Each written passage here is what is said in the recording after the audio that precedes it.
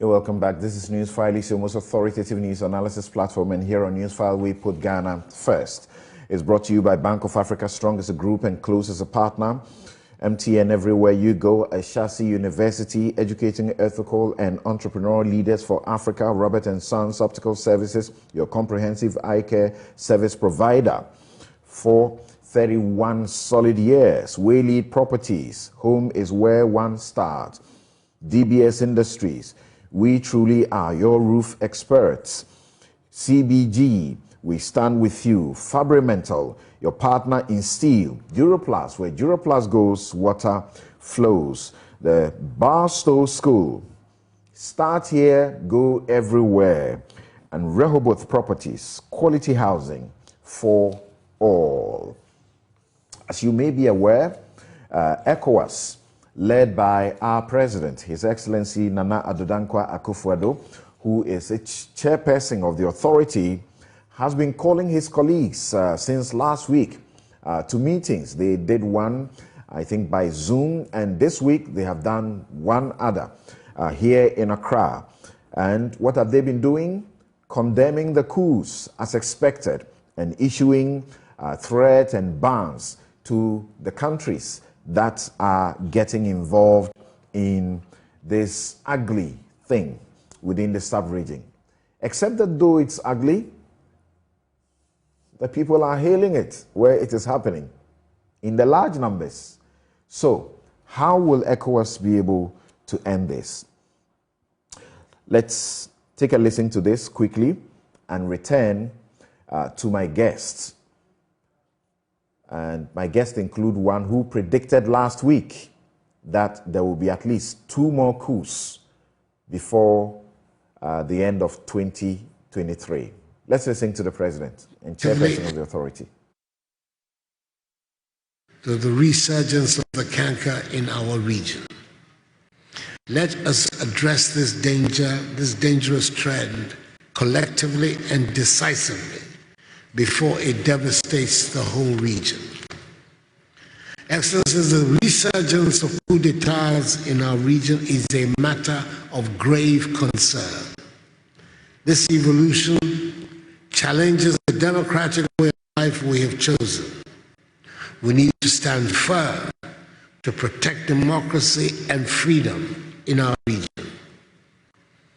You'll recall that during our virtual summit held on the 28th of January 2022, we suspended Burkina Faso from participating in ECOWAS's institutions and requested the immediate release of President Roch-Marc Christian Kabore, who was detained alongside other political actors. During our summit, we reaffirmed our commitment to upholding the principle of zero tolerance for ascending to power through unconstitutional means, and therefore demanded an immediate restoration of constitutional order by the military. To assess more accurately the security and political situation in Burkina Faso, we agreed to dispatch 2 missions, respectively, the Committee of ECOWAS Chiefs of Defense Staff, led by the Ghanaian Chief of Defense Staff, on Saturday, 30th January 2022, and a joint ministerial delegation, led by the chairperson of the Council of Ministers, the Ghanaian Foreign Minister, including the President of the Commission and the UN Secretary General's representative for the Sahel and West Africa, on Monday, 31st January 2022. Their reports have been submitted for our consideration. Excellencies, I commend our continental body, the African Union, on its firm decision to suspend Burkina Faso from participating in AU organs and institutions, in alignment with the decisions of the ECOWAS Authority on the situations in Mali and Burkina Faso. The African Union expressed strong support to the efforts of ECOWAS in addressing peace and security challenges facing the region, including the resurgence of military coups. This is the solidarity and international coalition that are needed to halt the political turbulence in our region and the continent at large. Looking at the situation after the presentation of the report of the two missions that gave more information from the contact with the military junta in Burkina Faso, they looked and took several decisions. The first decision that they took was to still decide to maintain the suspension of Burkina Faso from all ECOWAS institutions, to reaffirm the condemnation of this coup d'etat, and they also requested the immediate release of President Roch Marc Christian Kabore, release without condition. And on this point, the head of state were very, very firm, because they are expecting really this to be done very, very, very, very quickly.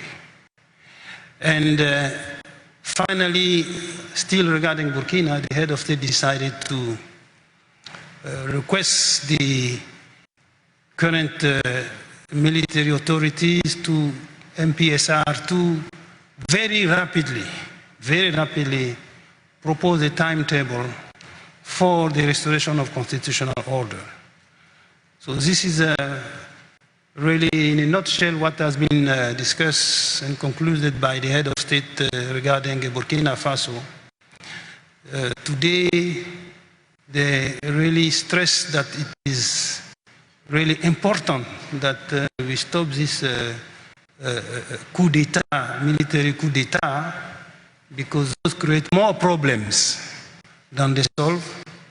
It is against, as I indicated earlier, basic principle of ECOWAS protocol on good governance and democracy, because this protocol is based on the principle that really power is only attained through election, democratic election. That's the basic principle. And secondly, he also asserts that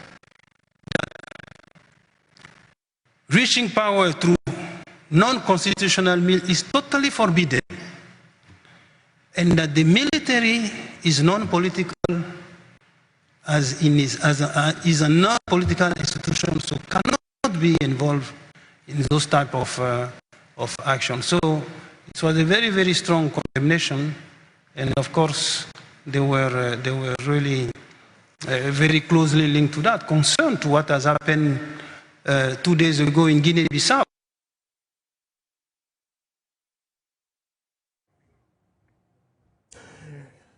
Welcome back. Now let me go to the Zoom and welcome my guest for this morning. Professor Kwadwo Appiagyei-Tuah is Associate Professor of Law, University of Ghana. You heard him last week and previously when it happened in Mali.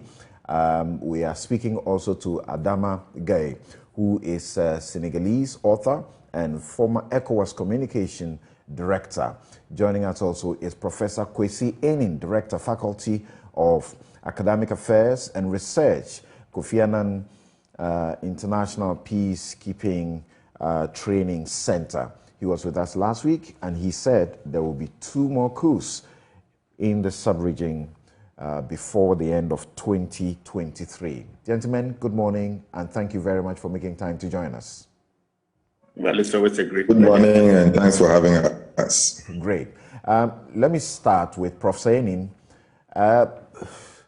What's happening? That you sit where you sit and you know that these things will happen, and ECOWAS and AU are not doing proactive things. They are rather acting after the fact. Well, Samson, thank you very much. I'm not doing anything different.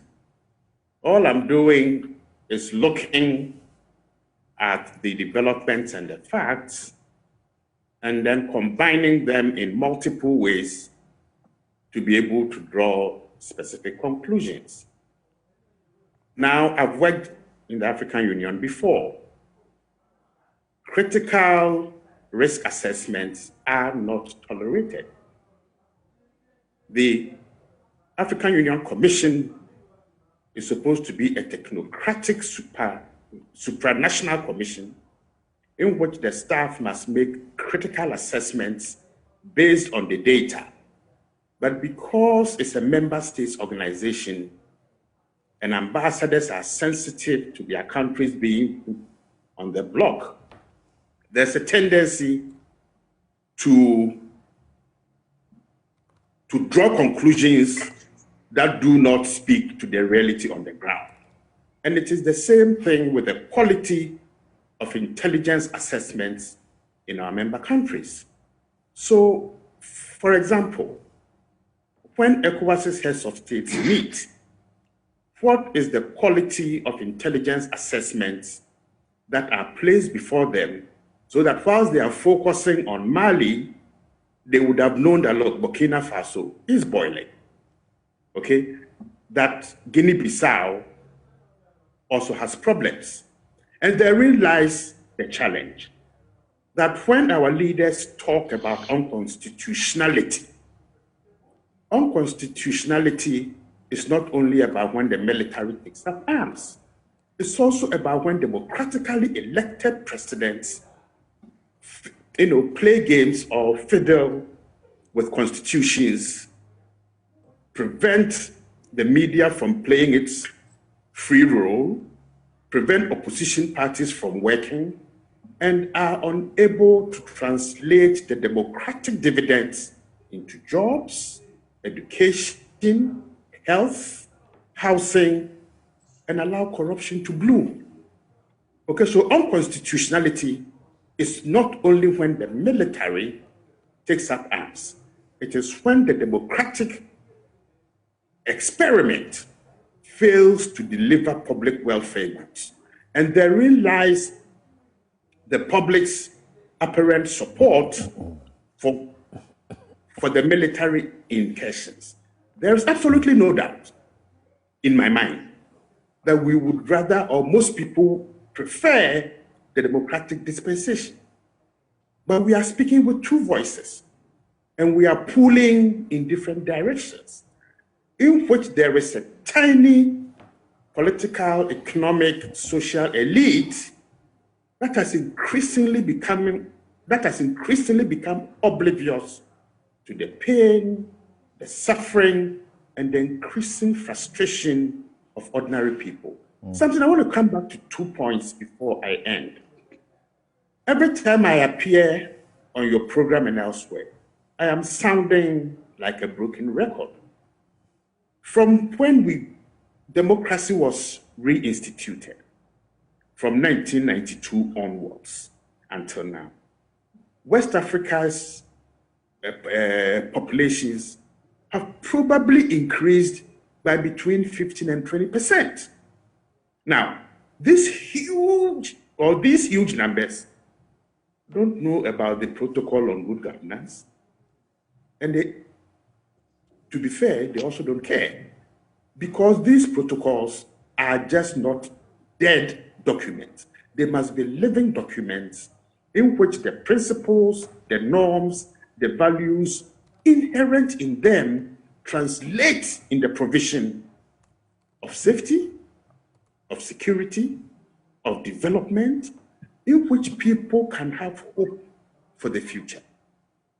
So when last year I predicted the coups, and last week I saw the shock on your face, probably one of the few times, because it took you almost about 15 to 20 seconds to recover. These are the things. And I think our presidents must be raising these questions with their intelligence chiefs. How come that a little pot-bellied man, not particularly handsome, as now that we know from the Takwadi MC statement, that handsomeness is now a prerequisite for intelligence, okay? That not being so handsome, that I can do whatever I am doing, then there's something wrong with the intelligence assessments. Then there's something wrong with the risk assessments. Okay, so we need to look at these things what they are. Okay, and it's all around us. So yes, will I insist on the two? I will still insist on it. June 2023, things must change and change dramatically and very quickly. Because when those two happen, and I repeat, the pack of cards will begin to fall. Okay. Professor Peje, in September, you told us that the major problem has to do with the lack of strict enforcement of the protocols, and again, because the people embrace what is happening with the coups. I mean, Guinea-Bissau, just a population of under 2 million. They went for elections only in 2019. They have seen about 4 coups and about 9 or so unsuccessful attempts within a very short period. What would you say AU ECOWAS should be doing? Because from what we hear them do, is it not what you propose, that they should try and enforce the protocols? Yes, thank you very much for this question. I think it's very important, and it flows from what Professor Enin has said. The AU ECOWAS have very important documents that could work to help avert the situation. And I will limit myself for now to the Lomé Declaration on Unconstitutional Changes in Government. That document identifies 5 areas that would constitute unconstitutional changes in government. One is where there is a coup d'etat, which we are experiencing now. Second is where there is mercenary activity to change government. That is where soldiers are imported into the country from outside to instigate changing government. The third is where there is, through civil war or dissident activity, the soldiers from somewhere engage in civil wars to be able to overthrow governments. It happened in a number of countries, Liberia, Zaire, and so on. The fourth is where a government refuses to leave power after losing elections. These are contained in the Lomé Declaration. Then a few years later, the African Charter on Democracy, Elections, and Governance endorsed these 4 elements and included a 5th, which is where a government in power doctors the constitution to remain in power. Like Alpha Condé did. Exactly, yes, that's what we call third termism. And so, like Kwesi said, when you are talking about unconstitutionality, it is not just about the coup d'etat, which is the first one. The other elements are equally critical, and it points back to governments in power. When we are talking about, for example, refusal to leave office, there have been a number of cases, starting from Babangida, flowing to Gbagbo, and so on. They refuse to leave office. Even in Ghana, you've had 2 situations where the opposition had to go to court. And when they go to court also, you can talk about the situation in Kenya, the Gambia, and so on. The results have been abysmal. In most cases, they lose. It's only in Malawi and Kenya where the courts have been successful. This points to the gaps and the weaknesses in the democratic system that we have, that we are practicing. You're also talking about dissident activity. It happened in Chad, and it was because of the fact that the government there is not practicing democracy on the ground. You talk about mercenary activity. It is also a problem. We don't seem to recognize it, but it is taking a different shape and form where Wagner, for example, the Russian military contractors are working in a number of African countries. Mali has recently allowed them to come in. Burkina Faso, it was one of the reasons they said they had a coup d'etat. And when the Wagner group, if you know the history and the background, they cause a lot of instability in these countries because they want to protect the regime in power and they want to engage in mining activities and so particular minerals which are of importance, strategic importance to Russia. And so it is allowing Russian influence within Africa and within the sub-region. Talk about Central African Republic and so on. So when you look at how, when there's a coup d'etat, governments or ECOWAS and so on rush to have meetings and conclude by saying that we condemn the coup d'etat. The constitution, the new regime should return the country to constitutional rule. They should draw a map to return the country to constitutional rule. It is not enough. And so, for that matter, the soldiers are emboldened to engage in this coup d'etat. And they rely on the concept of securitization, saying that there's a security threat. That is a song the coup d'etat makers in Mali sang.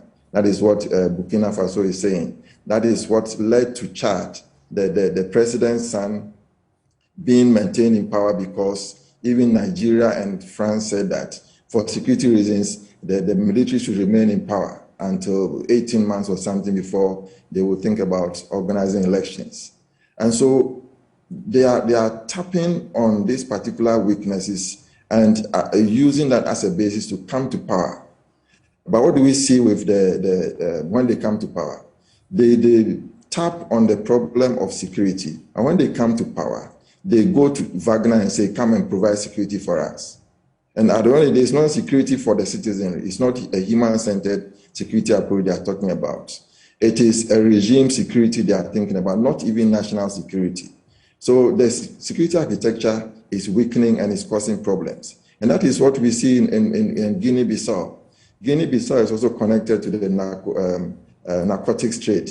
It is a hub where drugs from Colombia, Peru, and so on pass through to get to Europe. Of course, not only Guinea-Bissau, but it is a very porous, weak country with porous borders and so on. And so it creates this problem, which therefore needs to be fixed. And when we are talking about coup d'etat, we're talking about security. It is not a standalone issue. It relates to the bigger picture of transnational organized crime, where you have provision of goods and services and also infiltration of governments, where there's a form of hybrid government that is created. The corruption is used to infiltrate governments.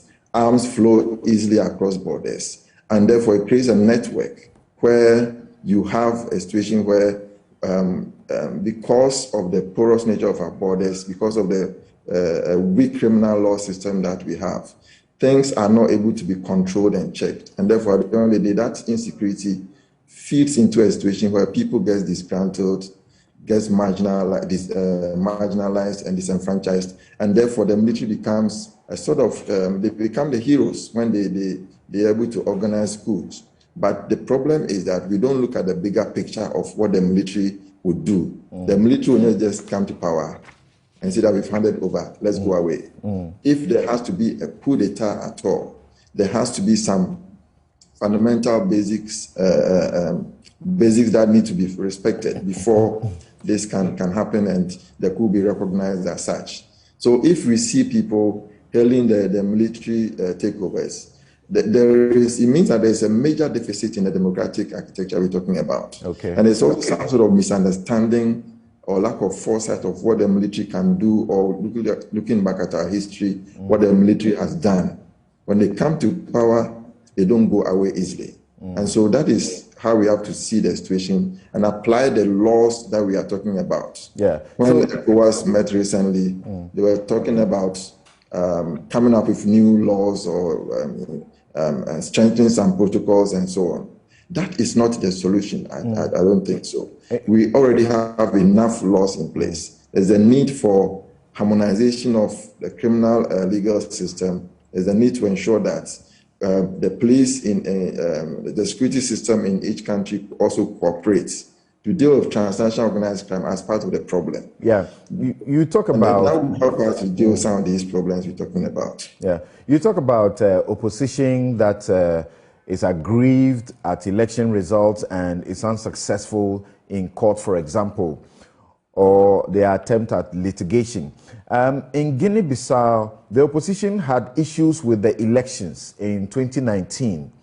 But unlike here in Ghana, where you had the NDC going to court, I'm not aware that they went to court to challenge the results over there. Here in Ghana, too, there are people who have raised issues about the outcome of the election petition taken by the NDC. But there are people who have looked critically at what the NDC did and say that what they put up was a poor and a very weak suit that was not backed by evidence of any fraud.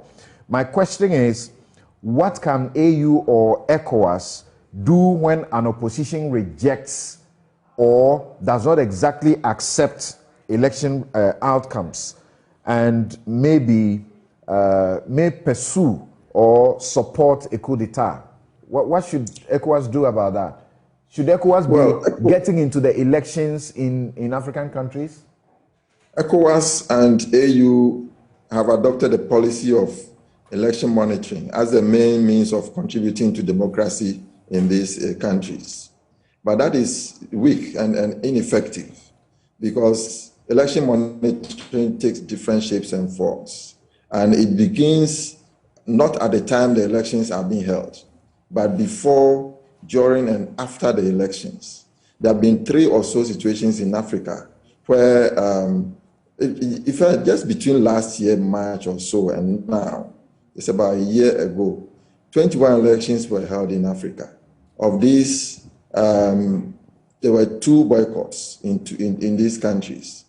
In Tanzania and 2 other countries, the AU, when they sent monitoring observers to these elections, they didn't issue their reports. Why? Because the other countries like the EU and other organizations condemned or identified some serious irregularities there. The AU didn't issue their reports. Why? It tells of some sort of complicity, and it tells of the fact that this election monitoring as a means of contributing to democratic governance is just a formality. And so these reports, for example, need to be issued for us to identify how election rigging takes place and why it's contributing to the instability we are experiencing in many African countries today. Well, people have asked the question, if you lose elections and you are not successful at the court, that should not be a reason to use unconstitutional means. Is that not what you say? Definitely not. Definitely not. But we then have to look at the constitution of these constitutional courts and the decisions they make. In Cote d'Ivoire, for example, when Gbagbo lost the elections and he went to the constitutional court, they ruled in his favor. There have been a number of countries where these courts are deemed to be packed by the governments in powers of supporters or those who are on their side. And so the courts are not seen as a fair means of adjudicating election cases, and therefore people are not happy or they don't get satisfied with the outcome.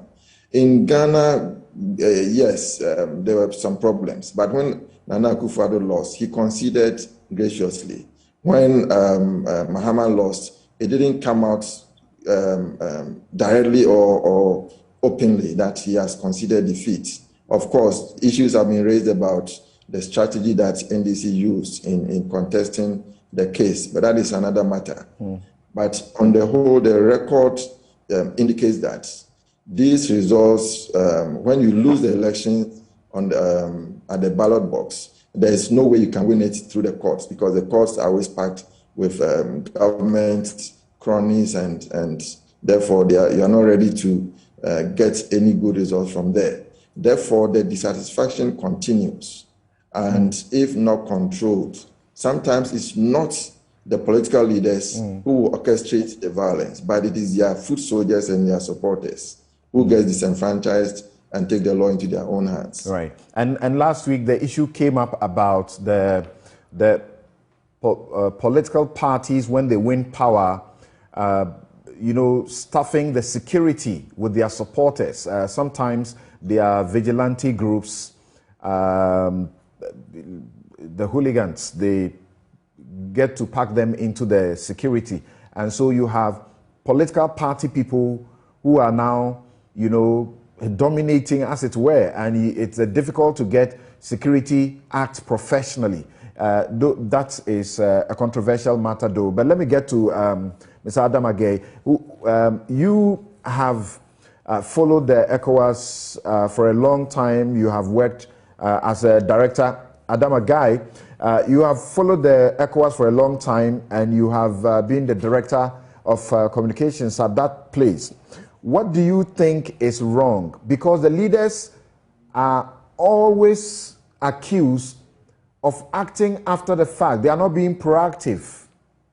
And even when they issue their directives, except the ban from the group, it doesn't appear anybody is listening to them. What's wrong? They are really turning out to be, unfortunately, a laughingstock. They seem to be only defending, unfortunately, their honor.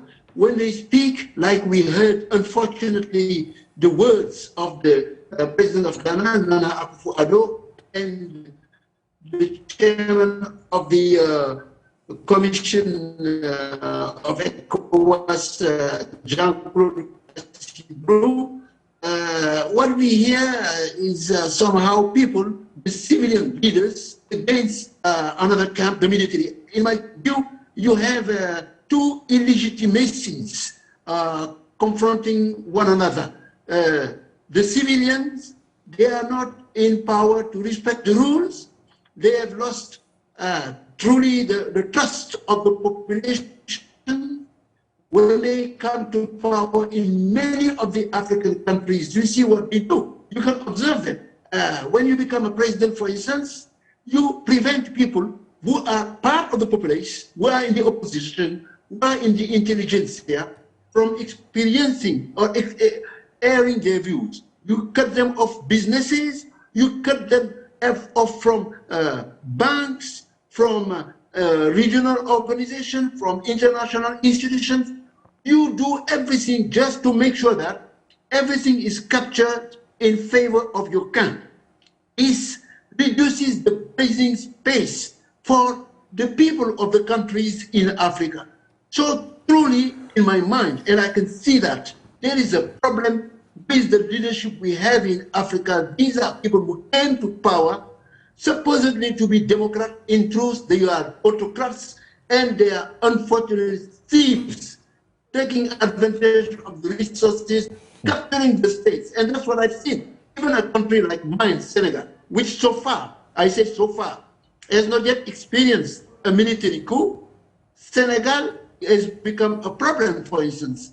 Unfortunately, the OAU, the AU for that matter, is going to appoint between today and tomorrow Mr. Macky Sall as president of the African Union without looking at his background in our country. Personally talking to you, I am a political refugee. 2 years ago, they came to my house and abducted me because I was expressing my view. Mr. Macky Sall didn't want me to say what I think about his mismanagement of the countries, his criminal activities. So they sent me to jail for 53 days. No mention of anything from ECOWAS, where I worked as a director of information in the past. No mention from anybody in this continent. People consider that it's normal today to arrest people like that. So we have a serious problem with the leaders who are running our countries. They are illegitimate, and personally, I encourage military coups to make sure that they're afraid of their position. You know, in diplomacy, we learn something. You either use the carrot or the button. You cannot eliminate the button if you are dealing with people who do not respect the rule. But this is the situation we are facing in Africa and in West Africa in particular. And the so-called leaders who are talking about democracy, good governance, look at it. None of them has mentioned a single word about the fight in Sudan, where the people, ordinary people, are fighting for democracy. They are, to a large extent, supporting the military junta over there. They went to the African Union to do a summit in a country in Addis Ababa, Ethiopia, where the rulers have been killing people, and nobody is condemning that, and they are not going to mention that for that matter. The chairman of the Commission of the African Union, Mr. Faki Musa Mahamat, he managed to maintain the son of Debi as a military in power. They are allowed to sit on the African Union, not excluded from it, but Mali, Burkina Faso, Guinea-Bissau, Guinea-Conakry, where popular coup occurred, he decided to exclude them from the organization. So, if you want my opinion, is this: we cannot continue this way. When democracy came to Africa on the heel of the collapse of the Berlin Wall in 1989, Africa had a clear agreement, and I was present personally in 1999 in June in Algiers. The OAU met there and accepted that the military should return to the barracks and the civilian will take over the mantle of leadership in the countries. And they would deliver on that basis the better governance, that they will make sure that democracy will rule, economy will be macroeconomically better managed. Those things were accepted, and the military would restrict themselves to ensuring that you have physical integrity of the territories protected, security and stability. That was the deal. And this was presented to the G7 2 years later in Genoa, in Italy, when the African leaders went there to present what would become the new economic partnership for Africa, the new template of partnership that Africa would have with the rest of the world. That was the deal. But progressively, as we started having democracies returning to the fore and people elected, what we started having is what we at Jeune Afrique, where I used to be a senior reporter in Paris, called the multi-Mobutism. Mobutu was in power in Zaire, that became later on Democratic Republic of Congo. Mobutu was a shrewd leader. When they forced him to democratize, he multiplied himself by creating his own Commission on Human Rights, creating his own media, creating his own multi-party mechanism with his own political parties belonging to him. And he managed to have a fake democracy. All the documents, the legal texts, whether internally or at the treaty level, at the continental or international level, became a mockery, a charade. So this is what we are witnessing. If we don't want to stop, if we don't do an effort to stop the capture of the state by these fake democrats presenting themselves as civilian, what we are going to witness, unfortunately, maybe worse than the military coup, it would be the recolonization of Africa. You take the case of Mr. Macky Sall of Senegal.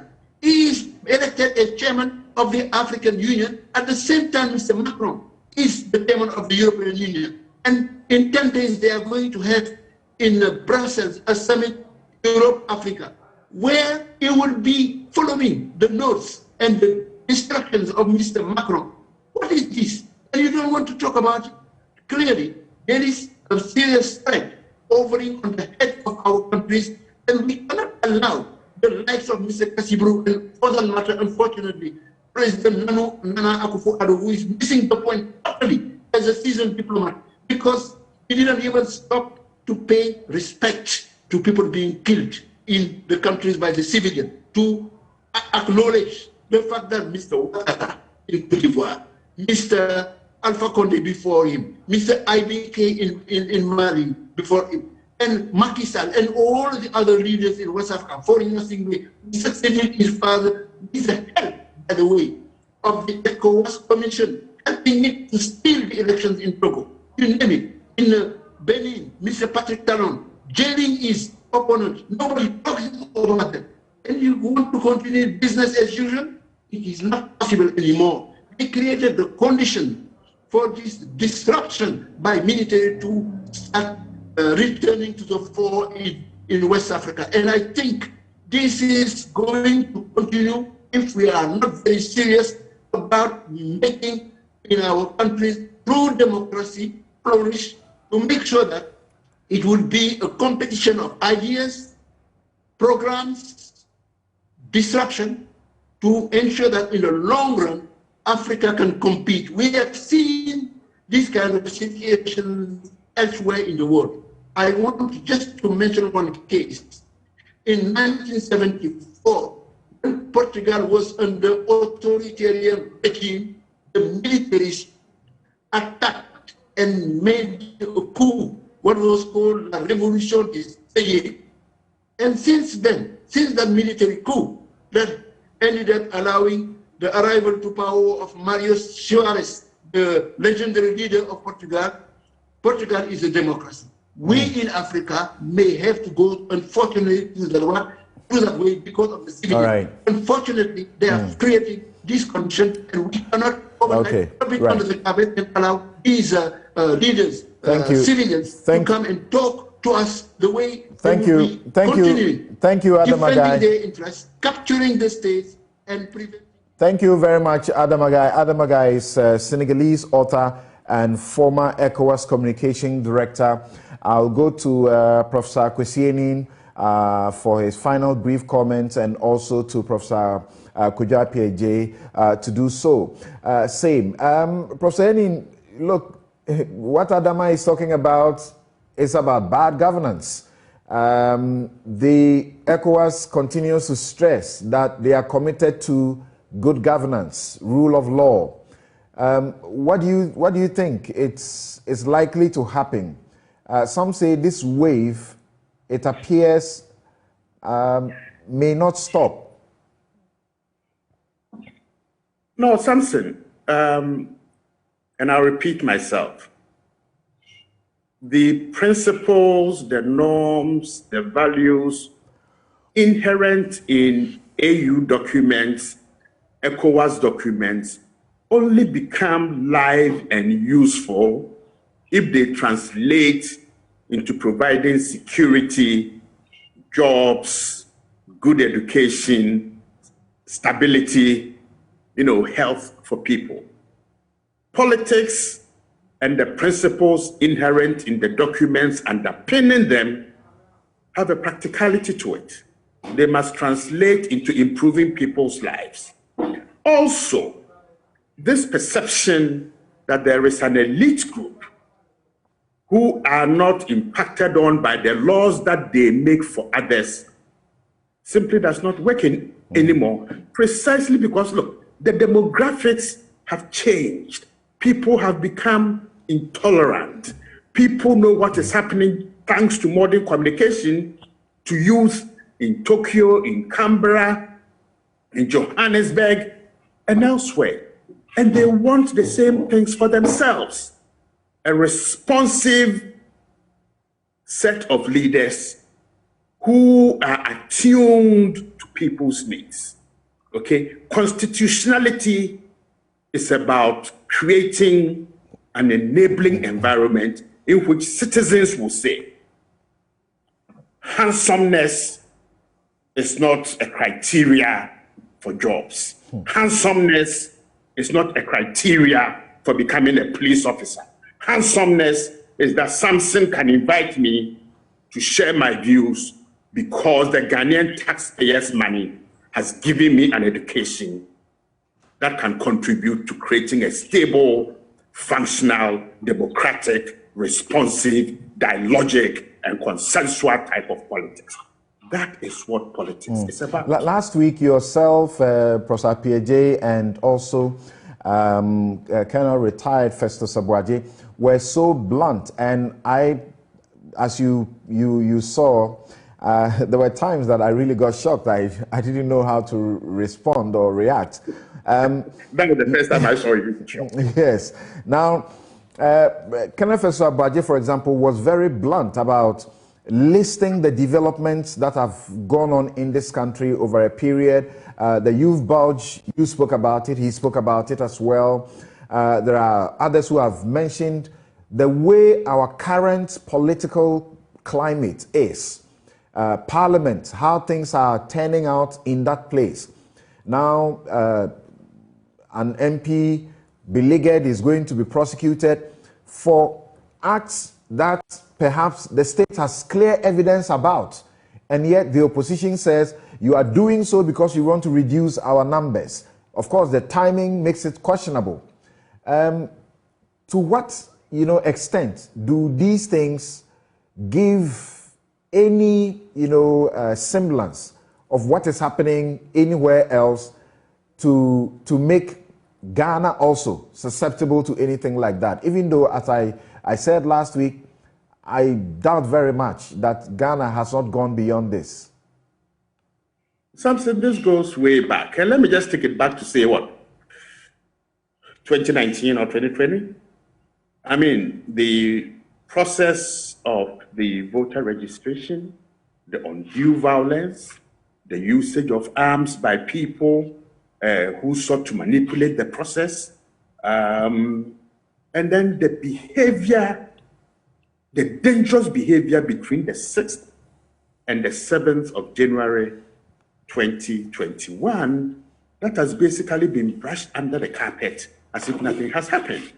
And there were a few of us who were extremely disturbed, first about the military's incursion into Parliament, Parliament's unwillingness to investigate how that order was given, who was the leader, and then to bring it under control. Subsequent to that, we've seen a Parliament in which fisticuffs have become increasingly a replacement for the ability to debate, to argue, and present facts in a manner that convinces the other. That has led to a partisanship in which the interest of the generality of the Ghanaian public is no more important. That the tensions in Parliament are beginning to trickle down into society. That becomes dangerous, and we need to pull back from the brink. Precisely because when you get into Parliament, much as you are interested in focusing on your party's politics, the generality of the interest of the Ghanaian populace is what must drive us. Ghana Incorporated is what must become the central fulcrum around which our politics, our security, our development must manifest itself. Right. Let's bring Ghana back into the center of what we do. And I can assure you, we will be able to maintain the stability, deepen democracy, and then spread the development that we are looking for. I'm always very optimistic, but brutally optimistic, and always very hopeful.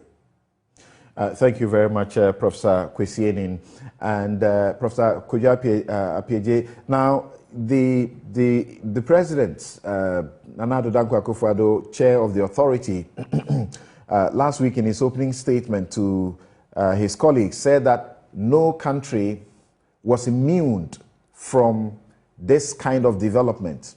And as I mentioned, reading all the analysis around the place, you find that Ghana is isolated, Nigeria is isolated, and I seem to want to think that we are beyond this. And yet some of these experts continue to say that don't be overly optimistic. Is there anything that you see beyond the causes that we know may be similar? That is the issue of youth unemployment. But so far, wherever these coups have happened, the question is not youth unemployment.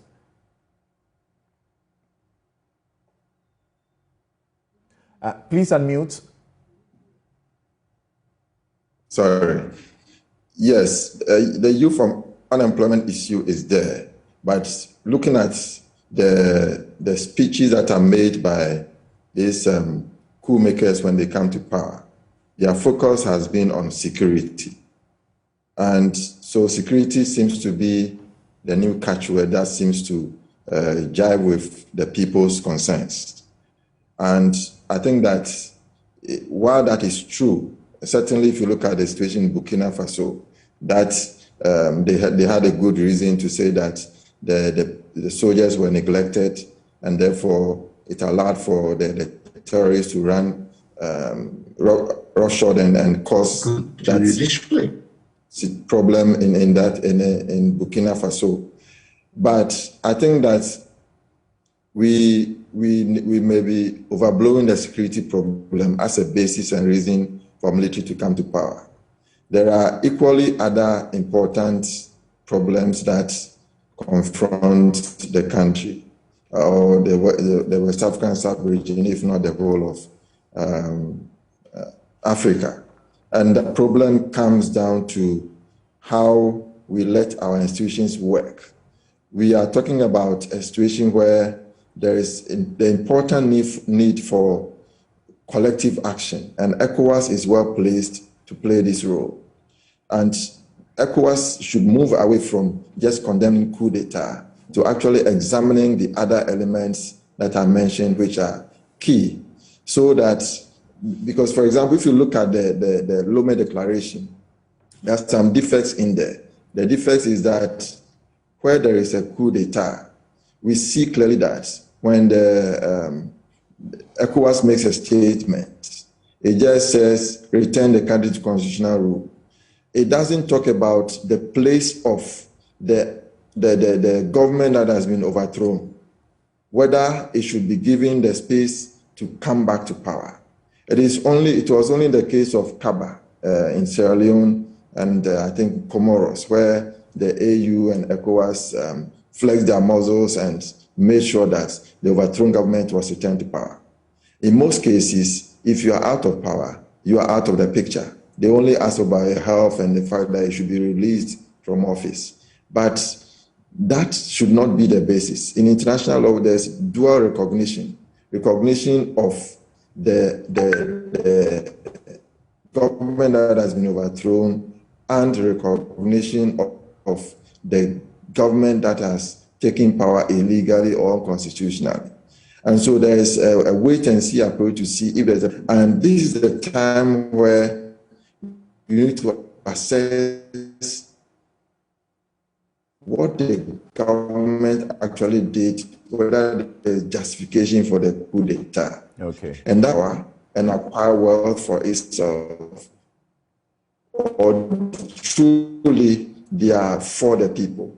If they are for the people, the moment a coup d'etat is orchestrated, they hand over to the people, back to the people. Okay. And they support the people to be able to ensure that forward and make sure that there is democracy that we are talking about can work. All right. Thank you so very much, Professor Kwadwo Appiah-Tia is Associate Professor of Law at the University of Ghana. He has an eye on the AU and ECOWAS, and so he's been assisting us with their protocols and treaties and how they should be dealt with to avoid this ugly development happening sweeping across the sub-region, more particularly. Adam Agai, Senegalese author and former ECOWAS communication director, also joined us. He himself says he's a victim of repressive regimes and autocratic conduct, particularly stifling of the freedom of expression, of speech, and of the press. Professor Kwesi Enin is Director, Faculty of Academic Affairs and Research at the Kofi Annan International Peacekeeping Training Center. We will take a break and return to find out where political parties and politicians have been getting the money that they clearly don't make, that they can't point you to their accumulation through salary or by some work to get to conduct an election and win. We'll be right back.